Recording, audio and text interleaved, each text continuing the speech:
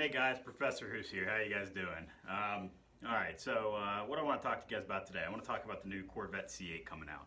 Not necessarily the ones coming out, but the ones that are rumored. So the new Corvette is this badass car. You know, it's mid-engine. It's the first production mid-engine rear-wheel drive Corvette that's coming out. Obviously, they made prototypes back in the day. That's thanks to Zora. But so let's get past that. Obviously, the Corvette's the big hype. But we'll do a quick video here talk about this Z06 is coming out. Some of the rumors we hear. So one of the rumors we hear is that it's coming out with an 800 horsepower V8 flat plane crankshaft. So what does that mean? We're going to get into that today. So we'll take a step back here and we'll kind of give you guys a comparison. So when you think about a cross plane V8 to a flat plane V8, what does that mean? That's all about the crankshaft. That's all, you know, what is the crankshaft, what does it do, yada, yada, yada. So you think about all your Chevy V8s, your 350s, all that stuff, any Ford, Chrysler, Hemi, all that stuff, it's all cross plane V8s.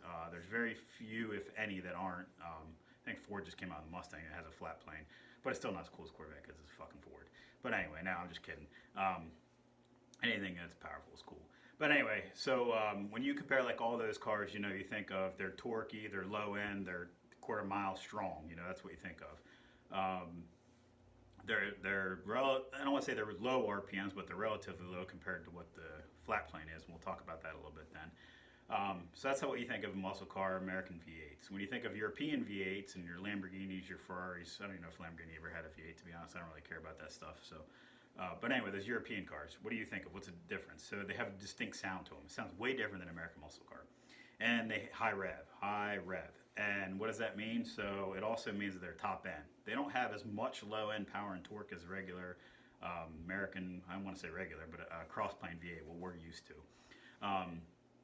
So they have top end, they have top speed.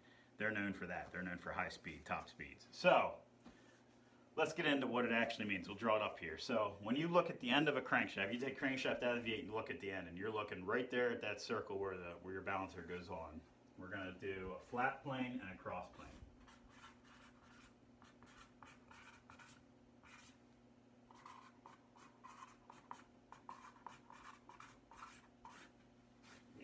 All right, so what's the difference? So a cross plane V8, if you look at that crankshaft right down the center, you have a lobe here, you have a lobe here, you have a lobe here, you have a lobe here. What does that mean? Well, here you have cylinders. We're just going to pick 1, 5. So you have cylinders 1 and 5 on there. The other ones you're going to have are 2 and 6. That's a horrible 2.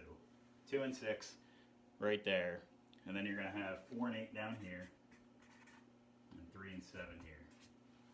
So what does that mean? That means if you look down the crankshaft, now these are not on the same journal, but you have 1 and 5 at 12 o'clock position, you have 2 and 6 at 3 o'clock position, 4 and 8 at 6, and 3 and 7 at 9 o'clock position.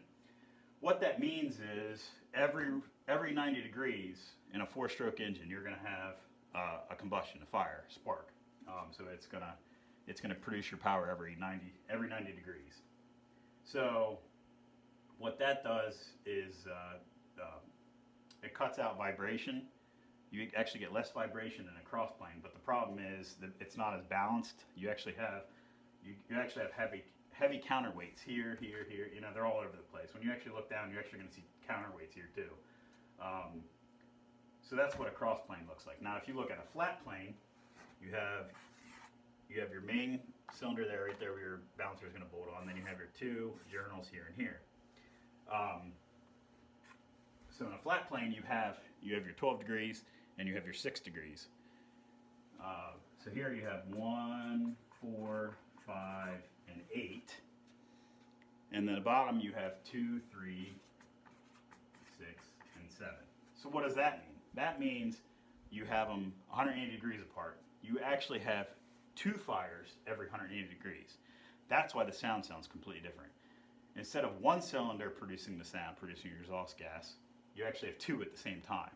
So you get much more of that sound, much more of that volume, much more at one time. But the problem is you have that difference between the 2. So it's every 180 degrees, where here you get it every 90. So what does that mean here? So here that means that you actually have a lot better balancing here. But the problem is the vibration's higher. It sounds kind of weird the way it's laid out, but your balance is a lot easier. You have weight here, weight here. It's not on all 4 corners or all 4 sides there. You have 1 at the top, 1 at the bottom. So it balances a little bit better. Your vibrations, you have a little bit higher vibration, but with this, you can actually crank up. You're easily going to get at least 1,000 RPMs higher on a flat plane than you will a cross plane. That gives you a higher RPM, obviously. You can crank it out a little bit more. You get higher top speed. So that's the big thing. So why is that so freaking cool? It's cool as shit because it's an American car with a flat plane engine. It's rear wheel drive, but it's still mid-engine. And we're talking about some big horsepower here. So that puts that Corvette on another level. And the fact that this car is starting out at $59,999 is amazing.